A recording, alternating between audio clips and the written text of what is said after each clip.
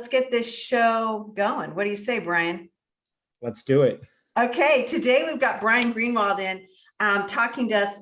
Spoiler alert, he's kind of on vacation and he stopped his vacation time to come talk with us on the Nonprofit Show. So you are my hero of the week.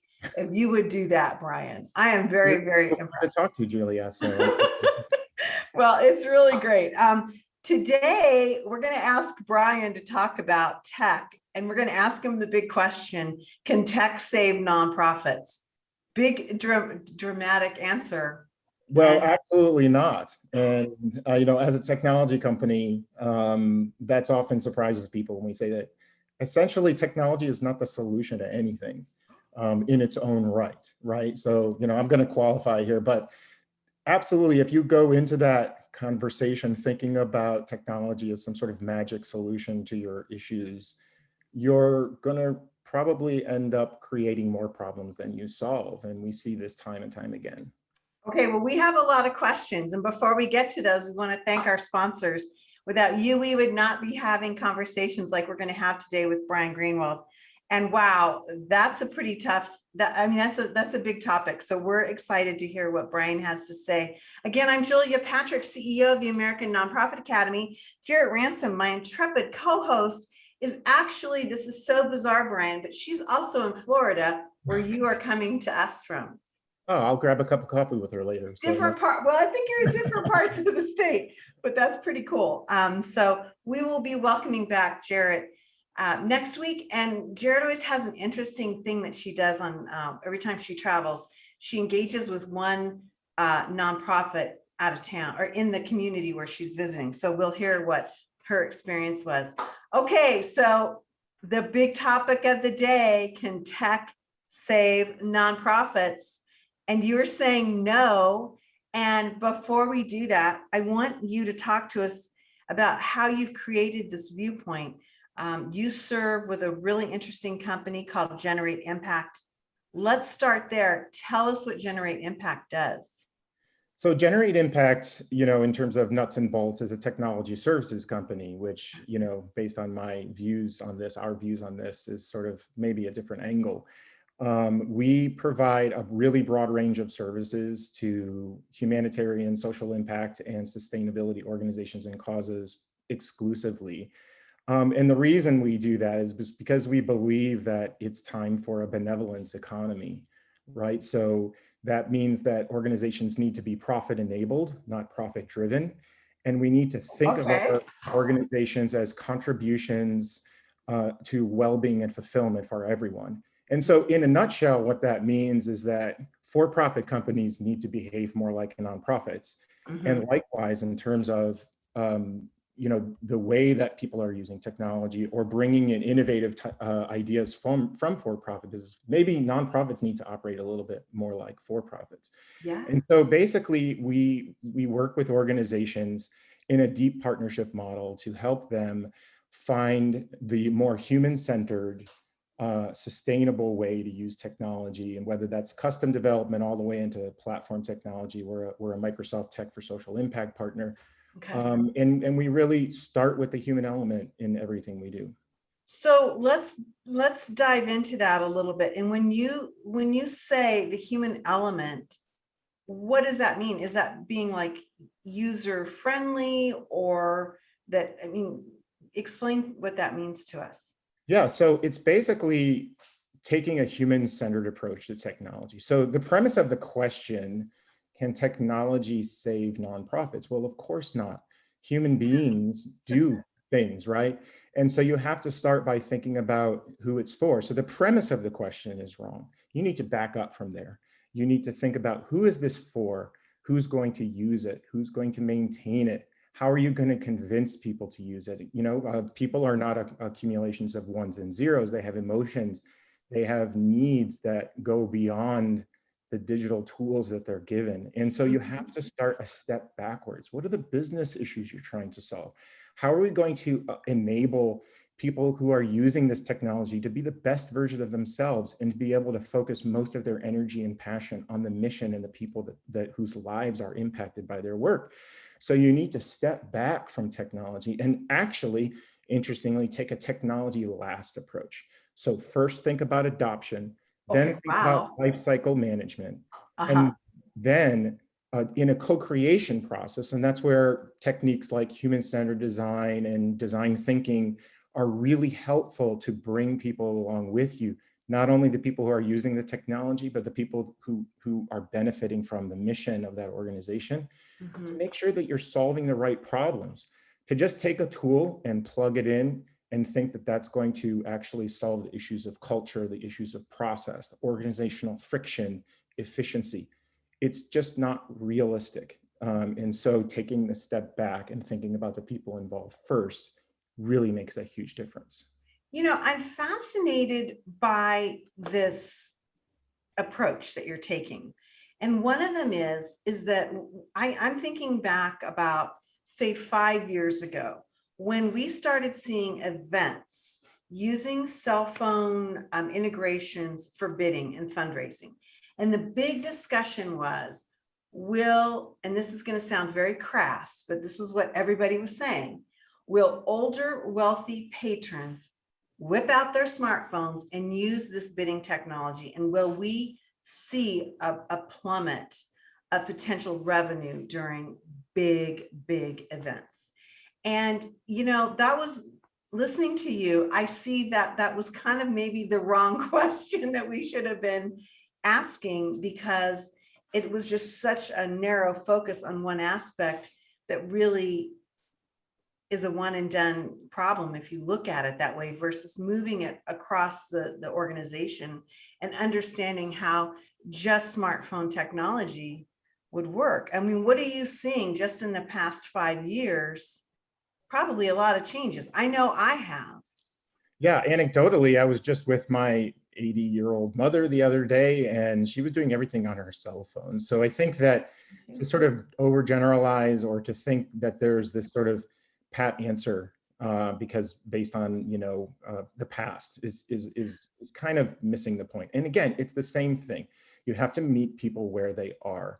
You have to provide multiple channels for folks to do things. The thing is, though, when you're talking about digital experiences, you really want to start with a mobile first design approach, Okay. because most people are interacting with the rest of the world through their mobile devices. And now, especially with the lifestyles that we're living, where work and leisure and basically our day lives are so uh, location and time shifted.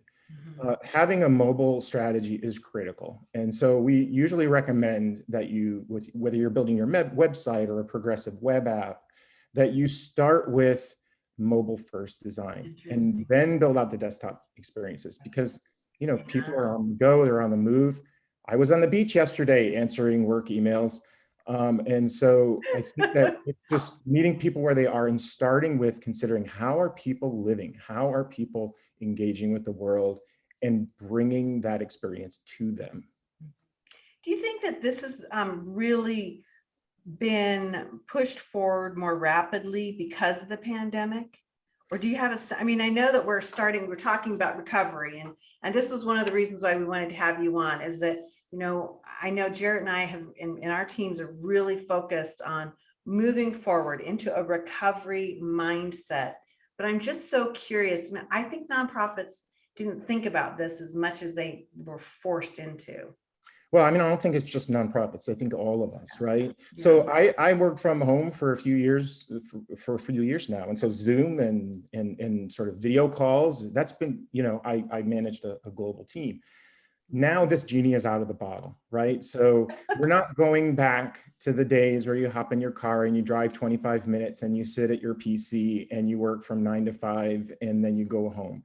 Right. We are going to be living this way. There's going to be a permanent change, and we have to be ready for it. And, whether it's your clients, or whether it's your constituents or your donors, or whether it's your volunteers, you have to meet them where they are. You have to go where they are. So this is a permanent change. And we absolutely are seeing that this is something that everyone needs to adapt to, especially nonprofits, because it's so much about the relationship that you have with folks and your ability to stay in touch with them, for them to feel valued, Because at the end of the day, people make choices based on their emotions, not based on logic, right? So if you can build that relationship with them, meet them where they are, they will stay connected and engaged with you.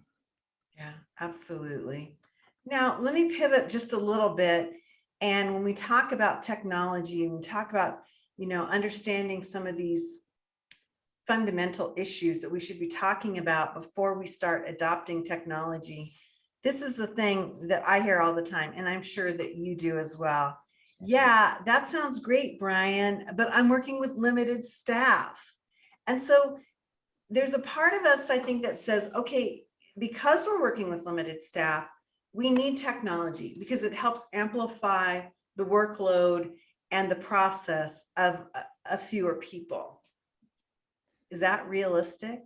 Well, yes, it is realistic. However, you need to think about it a certain way. So what we have found, and this has been sort of how we've shaped our business and why we built our business the way we did, is that these organizations, and we're not just talking about mom and pop nonprofits, we're talking about major multinational humanitarian organizations, are technology rich and resource poor. Because the best product technology still needs a lot of expertise. It needs a lot of care. It needs a lot of feeding. It needs some life cycle management. So you have to think about, how is it going to grow with us? How are we going to maintain it? How are we going to support our users? And so you can get there by focusing on, where am I doing all the busy work? Where am I doing the work that can be replaced with automation?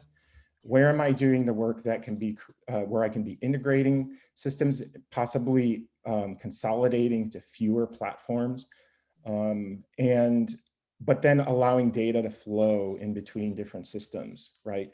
And so what we really usually recommend is, don't take a piecemeal approach. Take an approach where you have basically a deep partner that has broad expertise, but also is focused on your mission, right? And can help you fill the gaps, because the resources that I'm talking about are usually the technical expertise. Technology workers are very much in demand right now. It's going to be very hard for organizations that can pay less to bring that top talent to really innovate and to keep these systems humming. And that's where a partner who is mission focused can really help. I love what you just said, because that's a great reminder. The reality of having somebody in an office in our organization is just not there. We're not going to have that tech on site, on person, IT person, as they used to call them.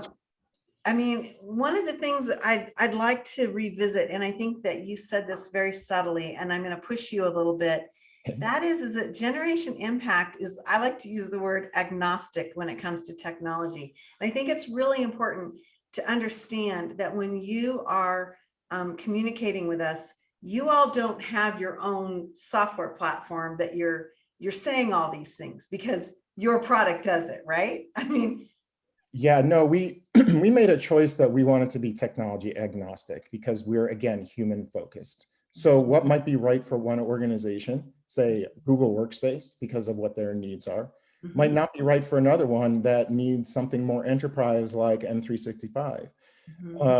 There are great CRMs out there, but they're not going to fit every use case. That's the thing. The reason why we chose to have custom development along with platform technology services is because we found that the patterns of issues of resource constraints, of lack of integration, of issues with adoption and lifecycle management, there's no product that's going to solve, because they have to appeal to a broad audience, that's going to solve for every need. And so you need a mix. You need to be on a continuum. And there's ways, by combining platform products and combining custom development around the edges, that you can create something that is working for your organization's mission, which is unique. Okay, so I love this approach. And I think you sound like a rock star when you say that. And I'm like all in, because I know some of your clients that are really big players in human services that are global are going to have completely different needs. And I get that. But I have to ask the B word question. working with a budget. This sounds really expensive. And some of your big organizations probably have much deeper pockets to navigate these things that you're talking about. But what if you're looking at an organization with, under $1 million budget? Well, that's What another is this? choice that we made. So, we believe as a profit-enabled and not a profit-driven business, that we need to focus on all levels, right? So we actually really aren't like that. So it sounds expensive when you think about it, but it actually is about scaling the solution and the engagement to the needs of the organization, right? It's not a one size fits all. That's why we usually recommend that before you actually invest any budget that budget and implementation, that you focus first on doing it, what we call a discovery. And a discovery is a limited, facilitated, fixed price engagement where you're actually doing that exploration, you're surfacing the right insights, you're building out a roadmap to a future. And then of course, the process of the discovery allows you to scale that up and down based on available budget. So I think that that's where having a mission-focused partner is really important, because we know that every dollar is a donor dollar and it's sacred. It's not the profit margin from selling widgets, right? It's someone's heart is in that dollar. And so it has to be used very, very carefully. And so that's why discoveries reduce that risk, because you're not making commitments before you've actually explored the real issues. And you have built a roadmap that is scaled to what your budget is. It's interesting, Brian, that you'd say that. Is I think one of my favorite lines is, you don't know what you don't know. And that whole thing of like, the very first statement, can technology save nonprofits? So I feel like there's such a bizarre level of expectation to delivery when it comes to nonprofit management, donor relation management, even management of operations. And we were like, oh my gosh, if we could just get XYZ technology, we're going to solve all the problems. And then you see these organizations just descend into disappointment and then dysfunction, and they blame it on the technology. And I'm wondering if that's because they haven't done this discovery piece. That's right. So, the whole purpose of taking a step back from the technology and taking what we like to call a technology last approach is that first you consider the people. Who are the people that need to use it? What's their skills level? What's their comfort level? What do they like about what they're currently doing and dislike? What are their challenges? What does an ideal future state look like? So you start by really considering what's the work culture that might prevent roadblocks and friction points to actually making that change. Change, even good change, can be really difficult, right? So there's that. And then from there, then you have to look at process, right? So technology is just an accelerator of process when you really think about it. And that's why we see technology is not a solution, it's an accelerator. Yeah. So you have to be able to, if we had no technology, how could we do this in a way where everyone is able to be the best version of themselves on a daily basis in their work, right? And so once you've figured that out, then it's like, where are there opportunities for technology to make this more efficient, more effective, more impactful? So we have to think about technology as an accelerator. But if you don't do those first things and you just say, well, what's the tool that's going to solve my problems? 9 times out of 10, you are going to be disappointed, because technology has its limitations, right? And so thinking about it in terms of the people who need to use it and the day-to-day processes that they need to execute on, that is a much wiser way. And then, thinking about it for the long term and starting with adoption. Okay, how are we going to get this team to buy in? Right. And then how are we going to maintain this on a daily basis and let it grow? We believe that, these organizations that are taking on these new technologies should be supported towards self-sufficiency, should be supported that they should be able to maintain it, and being practical about that. So it's not necessarily the shiniest, fanciest tool. It's the tool that will work, right? Because at the end of the day, it's not about what tools you have. It's about how many people did you feed and how many people did you clothe and how many lives did you improve. And so technology is just one of the many tools, but it's actually the eyes, ears, hands, and hearts of the people that actually make it happen. And so that's where the focus needs to be. Exactly. One of the things that we're talking a lot about, and we don't have much time left. I warned you this would go by quickly, but Yeah. one of the things that we're seeing is this amazing demographic shift. We're seeing that our leadership is aging out, retiring. We're combining that with some compassion fatigue. And so they're not lasting as long in the nonprofit work environment. Then we see this like new group coming in. We are now moving in a labor pool where we have more millennials than we have any other demographic. So those folks are much more technologically adept. And it seems to me like we have this older leadership that's not so hip on investing in technology up front. And they're a little bit more reticent. And then the frustration comes with this other demographic. And I'm wondering if you are seeing that, or maybe I'm just revealing my age and my demographic. But what do you see about that? Well, I think that, in some of the organizations, I think that there's sometimes, it's like investing in marketing. Like it's not a cost, it's an investment, right? And so I think it's about how you make that argument. Like, can you afford not to do this? Yeah. Is really more the conversation that we should be having. And what is the, yes, you might be investing X or Y, but where are you going to have, this much efficiency in your team? How much, even your staff might end up being able to be smaller, how much more you can, redirect resources to the front lines of the mission if on the back end fewer people can sort of be the support staff, right? So I think that if you're a leader, you have to be thinking about this. And I think that just, evolution is going to, like, the folks who don't get on board will be left behind, and it will be obvious. But I'll say this about the younger generation that's coming up. I still count myself among them. You're young. Is that what we're seeing is that people want to be involved in something with purpose. One of my mentors said that the quality of your life is actually based on the emotions that you feel, not the material that you collect. And I think that what we're seeing, and you're just the people who are getting excited about Generate Impact and other organizations like us, they want to be involved in something that matters. They want to be involved in something that's making a difference. They recognize that the quality of their life is directly related to the quality of the lives of the people around them.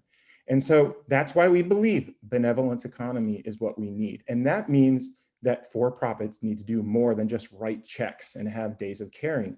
They need to rethink their mission as being contributing and not extracting. And we have a lot to learn from nonprofits in that regard.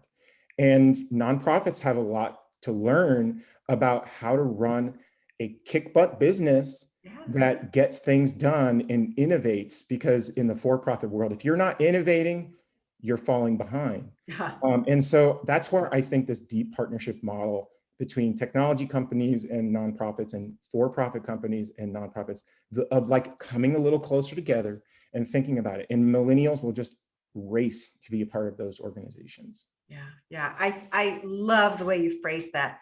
I think that is one of those things that the other leadership generations are missing, is that drive to do something of meaning and social impact with millennials is becoming such a direct influencer of decision-making.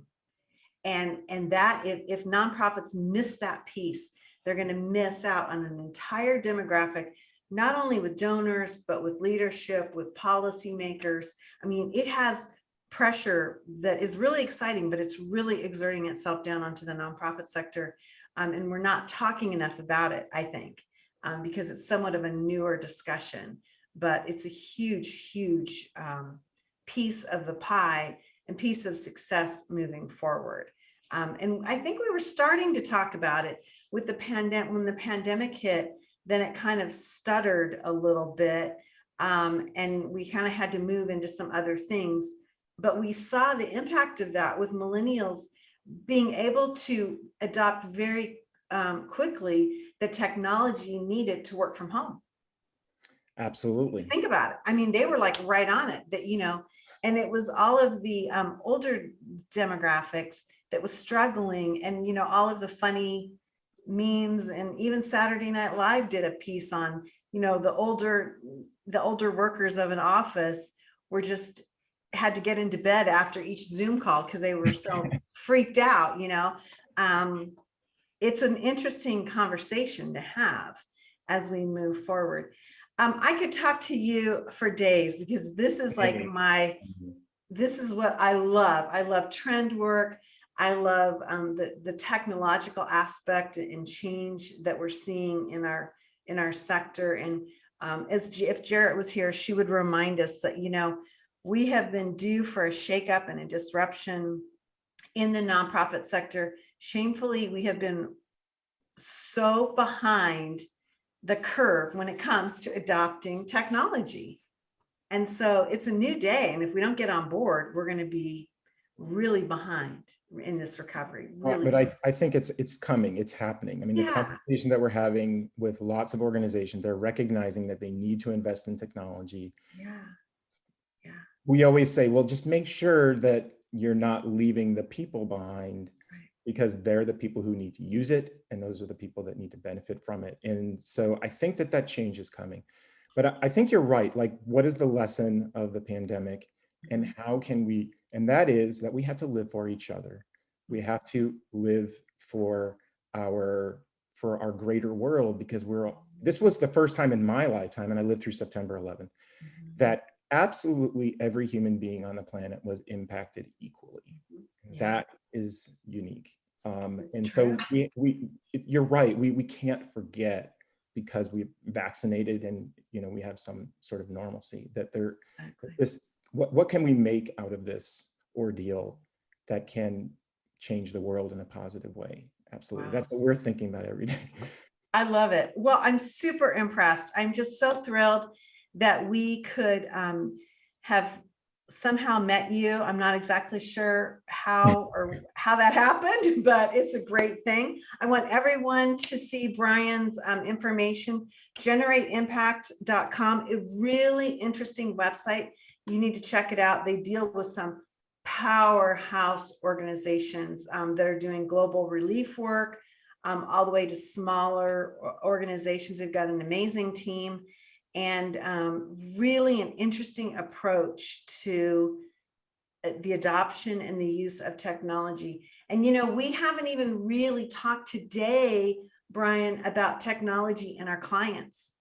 You know, we've really been talking, and probably because I led the conversation, staff and donors, but we've missed out this piece of how do we use technology for our clients. And that's like a whole nother discussion, because that's what we really need to be talking about, is if we are working to solve a problem, how are we using technology to help with that? And chances are we're not doing it very well. So again, here's Brian's information. Really interesting conversation. I'm Julia Patrick, CEO of the American Nonprofit Academy. Jarrett Ransom, my intrepid co-host, will be back next week. If you see her, I think she's in Key West, Brian, even though you're in Florida. Not so far. But she'll be back to join us. Again, we want to thank our sponsors. Without you, we would not be having this conversation. Several of our sponsors are tech oriented. And so we've been talking about this with them and seeing some of these things. So to have Brian on has been really exciting, and we'll continue that conversation. We want to remind everybody that we're launching a new show, Fundraising Events TV. You'll be hearing more and more about it. It's a lot of fun, just delving into the issue of making money at events, from golf to galas, from ballrooms to barns. This is where the discussion is going, and it's really a lot of fun. Our co-host on that is Jason Champion. So you won't want to miss that. Brian, you blew my mind in a good way today, my friend. Awesome. Well, I would love to come back and chat again sometime. I think you're a lot of fun. Absolutely. Well, it's really an important discussion. And it's one that we all need to be having every day in a thoughtful way. Hey, as we end the show every time, I want to remind you to stay well so you can do well. We'll see you back here tomorrow, everyone. Thanks, Brian.